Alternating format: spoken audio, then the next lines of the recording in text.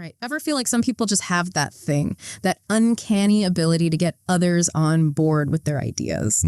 Today, we're diving into Tyler Andrew Cole's Persuasion Mastery to uncover the secrets behind becoming one of those people. Right. And, maybe even getting a few things we want along the way. Yeah. No mind control, promise. So we're really excited to have you on the show today. You're obviously someone who's thought a lot about this stuff. Yeah, thanks for having me. What are some of your initial takeaways from Cole's book?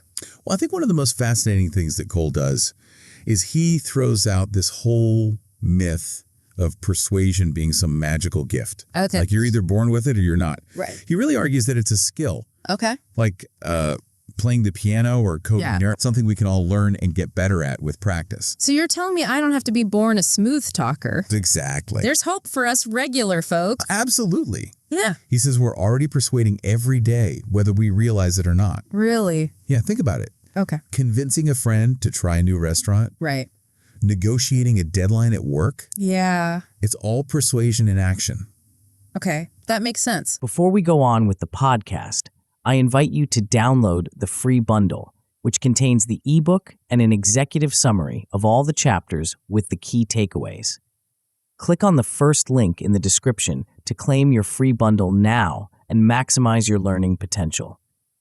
Now it's free, but it won't be for long, so make sure to grab it while you can. Yeah. But I don't know, there are those times when I feel like I'm fumbling in the dark a little. Yeah. Especially in those high-stakes situations, Right. like asking for a raise or pitching a new idea to my boss. Totally. What do we do then? That's where understanding the types of influence comes in. Okay. Cole breaks down 5 core types: coercive, legitimate, expert, referent, and reward-based. And each has its own dynamics, and knowing when to use which. Right. That's key. So like different tools for different situations. Exactly. For instance, we've all experienced a boss who relies on coercion. Yeah. Do this or else. Oh, yeah. It might work in the short term, Right. but it definitely doesn't build loyalty or enthusiasm. You're preaching to the choir. Give me a boss who inspires me any day. Right?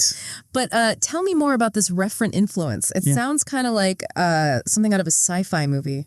Think of it like this. You're more likely to see a movie if a friend whose taste you trust raves about it, right? Yeah, for sure. That's referent influence in action. Okay. It hinges on likability, shared values, and the trust we place in those we admire. Got it. So, yeah, nothing too sci-fi about it. Okay, good. I was a little worried there for a second. That's it.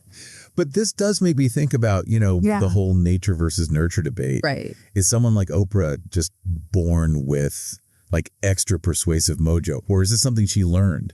That's the beauty of it. Even someone as effortlessly persuasive as Oprah had to cultivate those skills. Really? Absolutely. Oh. Cole argues it's about understanding the tools and then practicing them consistently. Music to my ears. Yeah. So no more, I'm just not persuasive excuses.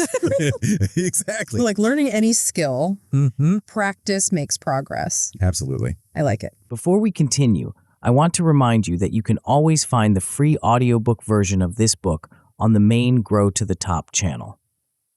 Click on the second link in the description to start listening now.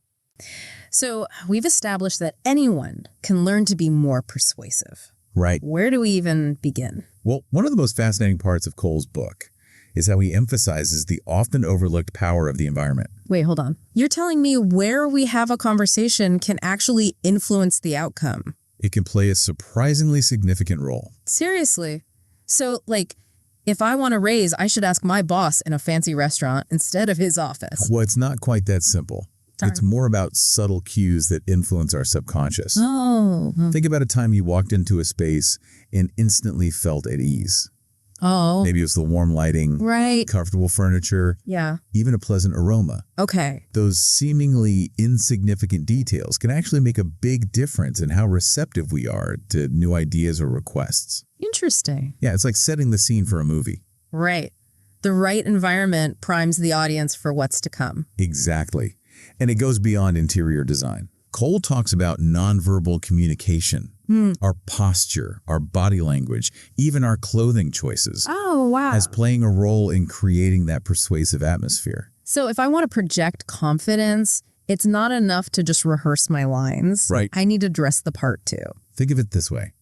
How we present ourselves sends a powerful message before we even say a word. That's true. It's about aligning your external presentation with your internal state and the message you want to convey. Okay, that makes sense. Yeah. But let's get into the real nitty-gritty here. Sure. The psychological triggers that make persuasion tick. I'm ready for some mind-blowing stuff. All right, well, let's start with one of the most potent triggers. Okay. The principle of reciprocity. Reciprocity. You know, that innate human tendency. Okay. To want to return favors. Okay, yeah, I've heard of that. Even if we haven't asked for them in the first place. Wait, seriously? So even if someone does me an unsolicited favor, like, I don't know, bringing me a coffee when I never asked, right, I'm still more likely to do something for them later. It's highly likely, yes. That's both fascinating and a little bit terrifying. It might sound counterintuitive, but studies have shown even unwanted favors trigger a sense of obligation. Wow. It's like our brains say, hold on, we owe them one now. Okay, that is seriously wild. So if I want to up my persuasive game, maybe I should start by, like, you know, offering genuine favors or acts of kindness. Absolutely. You know, without being manipulative about it. Of course, it has to be genuine. Right. But that genuine spirit goes a long way in building trust and goodwill. Right. Which are essential for lasting influence. This has given me a whole new perspective on human behavior. What else? What else we got? Well, speaking of influence. Yeah. Ever notice that feeling of urgency when you see a limited time offer? Oh, yeah. Like I have to act now or I'll miss out. Exactly. Cole calls that the scarcity principle. Scarcity. Whether it's a concert ticket, right, a job opportunity, yeah, or even information. Okay. We naturally place a higher value on things perceived as scarce. It's like that feeling when you just have to have that vintage concert t-shirt because there's only one left in your size. Exactly. You might not even wear it, but you can't let it slip away. Precisely. That fear of missing out is a powerful motivator. That makes a lot of sense. Yeah. Okay, this is all starting to make sense now. Our brains are tricky things though, aren't they? They are indeed. Tell me more about these, what do you call them? Cognitive biases. Cognitive biases, yeah. That can sabotage our best intentions. Right. Well, they're essentially mental shortcuts. Okay. Our brains use to process information quickly. Mm-hmm. And while they can be helpful in many situations, right, they can also lead to some faulty decision making. Okay, so how do we watch out for that?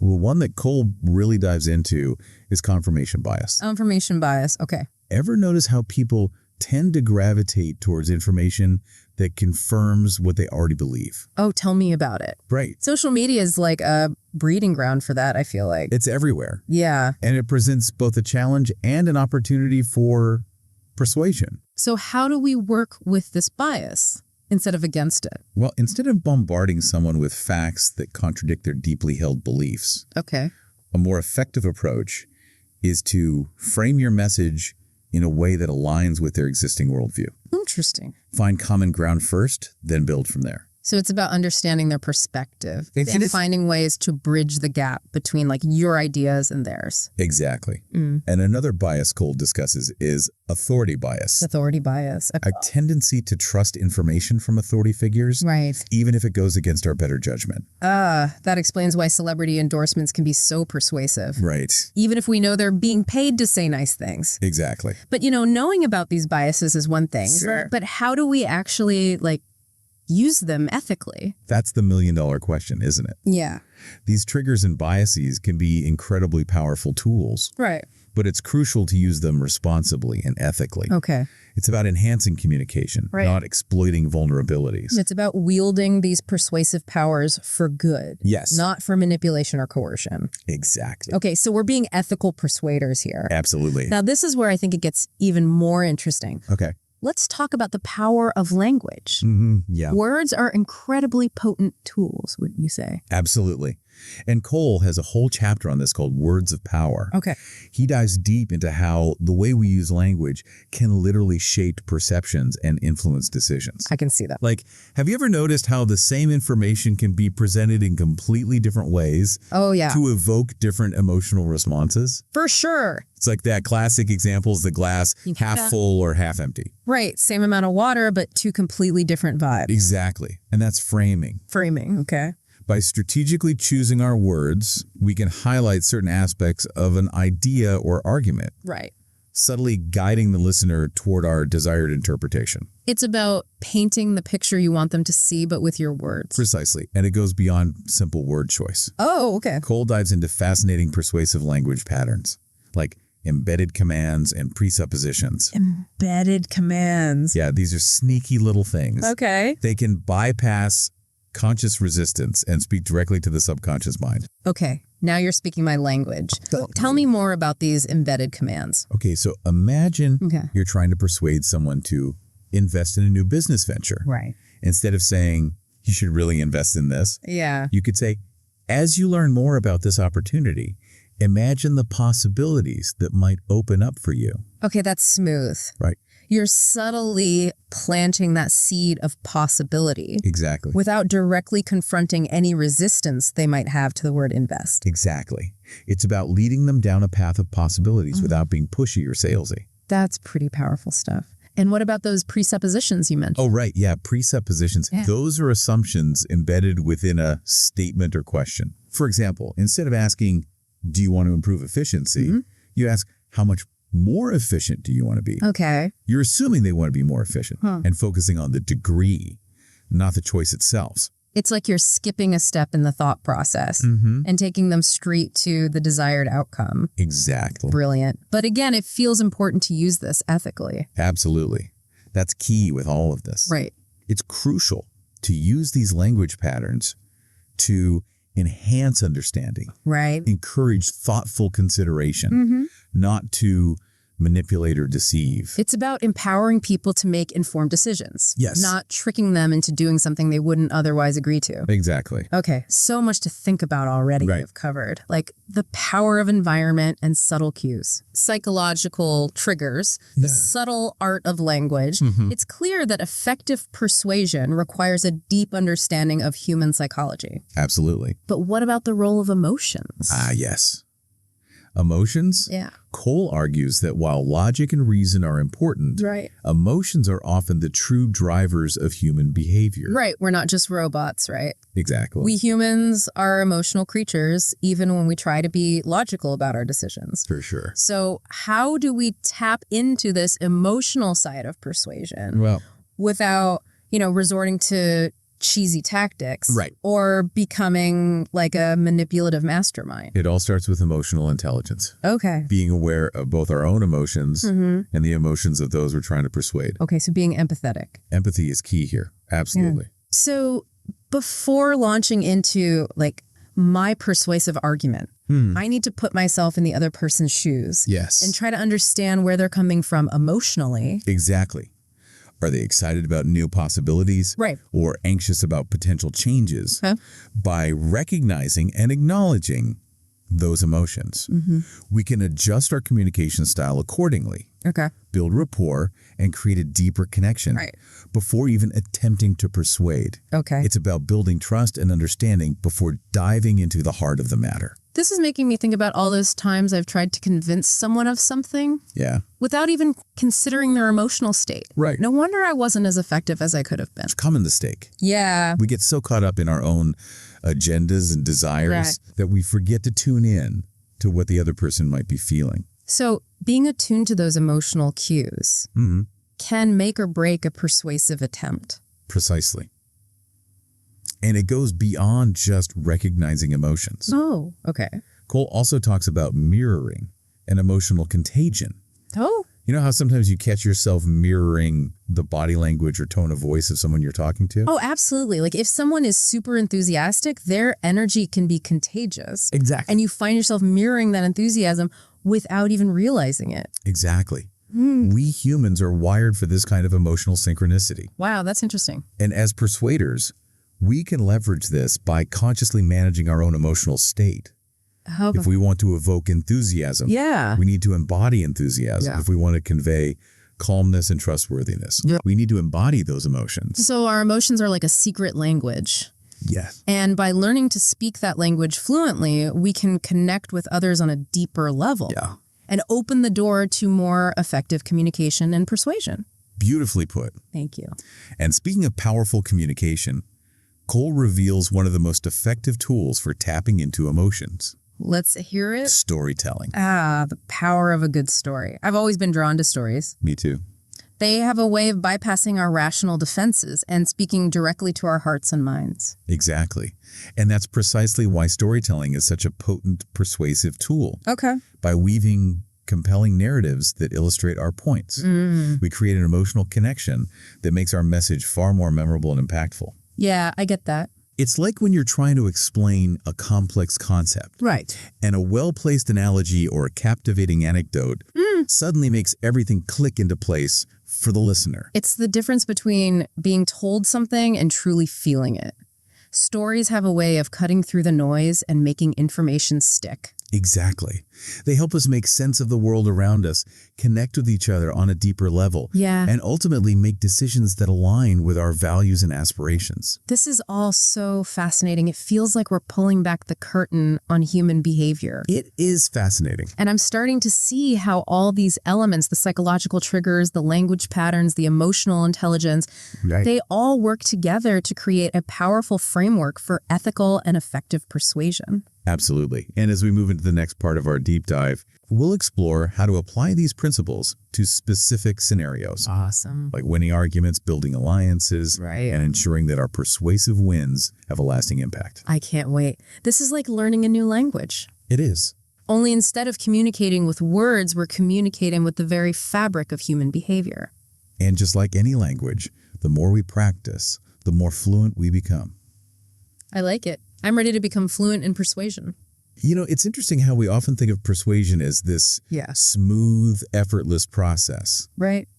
But what about those times when disagreements arise? Right. What happens when logic takes center stage? Ah, you're talking about those good old-fashioned debates. Exactly. It's interesting you bring this up because I've always seen persuasion and argumentation as like two separate things, but maybe they're more connected than I thought. That's precisely the point Cole makes in his chapter on winning the argument. Okay. He argues that disagreements, when approached constructively, can actually be opportunities for persuasion. Okay, I'm intrigued. But I'm not talking about like those shouting matches that just go nowhere. Right. How do we turn like a heated debate into a productive conversation? It's about shifting our mindset. Okay. Instead of viewing an argument as a battle to be won, we can approach it as a collaborative problem-solving exercise. Interesting. And this is where understanding the principles of argumentation theory comes in. Argumentation theory sounds kind of intimidating. It's not as complicated as it sounds. It's basically about constructing arguments that follow a clear logical structure. Think of it like building a house. You need a strong foundation.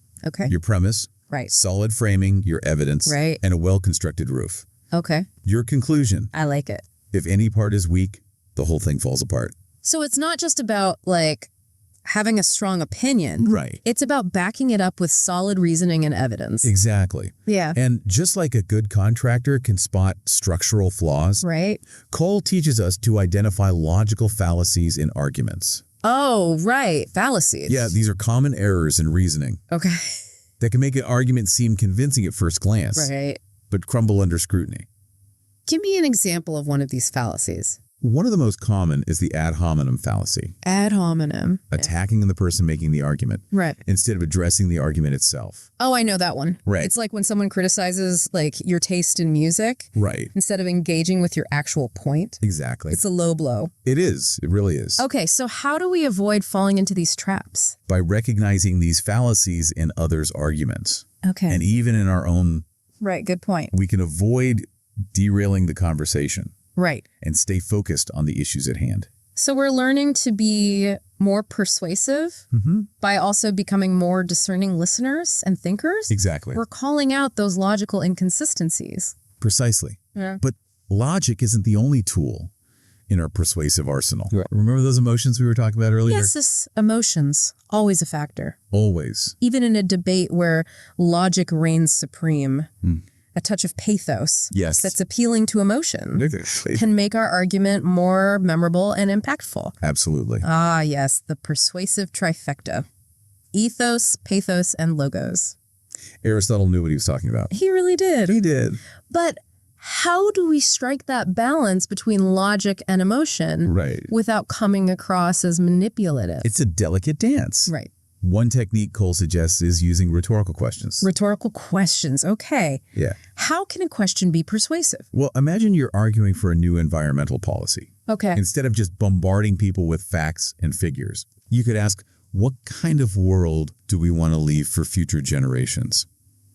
Okay, I see what you did there. Right. You're appealing to their values and aspirations, Yes. not just their logical minds. Rhetorical questions, when used effectively, prompt reflection. Right. And encourage the listener to connect with our message on a deeper, Okay. more emotional level. This is all making me realize that effective persuasion, Yeah. it isn't about choosing between logic and emotion. Right. It's about using both strategically and ethically to Exactly. make our case. Yes. But let's say we've honed our argumentation skills. Mm-hmm. We're masters of logic and emotional intelligence. Okay. How do we amplify our message Right. and persuade on a larger scale? That's where the power of social dynamics comes into play. Cole's chapter on building alliances takes persuasion to a whole new level. Okay, I'm listening. It's about recognizing that our social connections are powerful amplifiers for our ideas. So it's not enough to just be like a persuasive individual. Right. We need to build a network of like-minded individuals Yes. who can help us spread the word. Precisely. Cole dives into social network theory, Okay. emphasizing the importance of social proof. Social proof. Yes. What's that?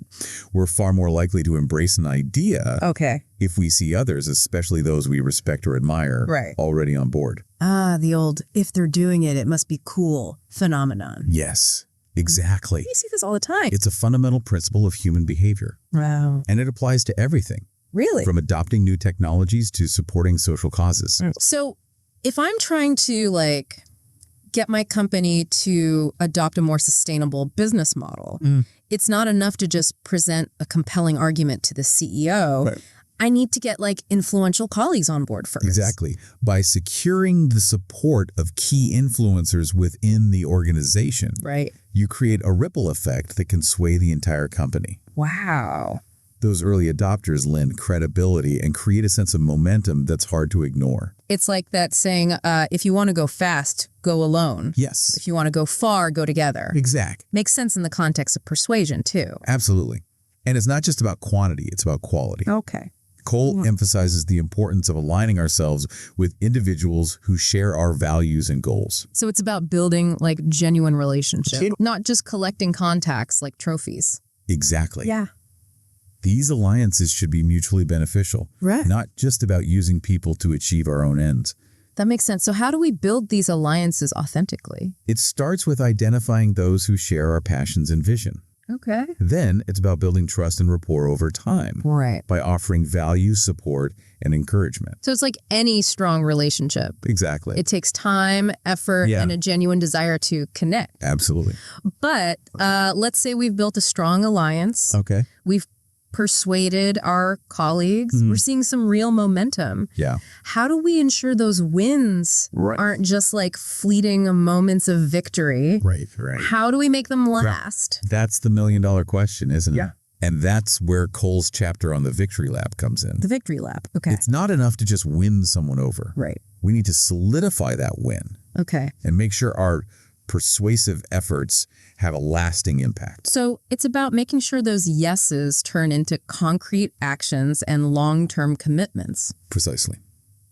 One powerful technique Cole discusses is leveraging the psychology of commitment. The psychology of commitment. Okay. Yeah. How does that work? Well, when people make a public and voluntary commitment, they're far more likely to follow through. It's like that feeling of accountability you get when you tell all your friends you're running a marathon. Yes, exactly. Suddenly you're more likely to stick to your training plan. Exactly. That public declaration creates a sense of obligation, Right. not just to ourselves, but to others. Right. We've put our reputation on the line. Exactly. So how do we encourage this kind of public commitment Right. without being pushy or manipulative? It can be as simple as asking for a small, tangible action Yeah. that signifies their buy-in. For instance, if you're trying to get your team to adopt a new project management system, Okay. you might ask them to create their profiles on the platform Right. as a show of commitment. So it's about transforming those initial yeses into concrete actions that solidify their commitment. Exactly. Another technique Cole is a big fan of, Okay. is the foot in the door method. Wait, I think I've heard of this one. You probably have. Isn't that the one where you start with a small, Yes. easy to agree to request and gradually escalate to larger commitments? You got it. The idea is that each yes builds momentum, Okay. making it more difficult for the person to say no to the next slightly larger request. It's like you're slowly turning the dial up. Right. And before they know it, they're fully on board with your idea. Exactly. It's brilliant, but it also feels like it could be easily misused. You're right, which is why Cole emphasizes the importance of using this technique ethically. Okay. Each request should feel like a natural progression from the previous one, Okay. not a bait and switch tactic. So no asking someone to borrow $1, Right. then hitting them up for $100 later. Exactly. It's about building trust and reciprocity, Right. not taking advantage of people's good nature. This is all making me realize how much strategy goes into effective persuasion. There's a lot to it. It's not just about being like charismatic or having a way with words. Right. It's about understanding these underlying psychological principles and using them thoughtfully. You're getting it. Yeah. And just as important as securing those initial wins Right. is nurturing those relationships over time. Okay. Cole reminds us that maintaining influence is an ongoing process Right. that requires regular follow-up, support, and reinforcement. So it's not enough to just win someone over and then disappear. Right, you got to stay engaged. We need to stay engaged and continue adding value to the relationship. Precisely. It's about building lasting relationships, not just notching wins on our belts. Makes sense. And that brings us to the grand finale of our Persuasion Mastery journey, Okay. Cole's endgame strategy. The culmination of all we've learned. It is. I'm ready to graduate from persuasion school. What wisdom does Cole impart in this final chapter? Okay, endgame strategy sounds intense. Yeah, Like we're playing a high-stakes game of chess right. with someone's mind. Well, in a way, we are. Okay. But it's less about outsmarting someone, Right. more about mastering ourselves. Okay. Cole encourages us to see the bigger picture. Yeah. It's not just about acquiring persuasive techniques, but about internalizing these principles, Okay. making them a part of who we are. Right, not just something we pull out for special occasions. Exactly. And as we master these skills, Yeah. something really interesting happens. What's that? Our confidence grows. Okay. We feel more equipped to navigate challenging conversations, resolve conflicts, and influence outcomes in a way that feels authentic Right. and aligned with our values. That makes sense. Yeah. When we have the tools and the understanding, Right. we're not approaching these situations from a place of fear or uncertainty. Exactly. We're coming from a place of Confident. confidence and clarity. Precisely. Okay. Cole reminds us that true mastery Yeah. isn't just about technique, Right.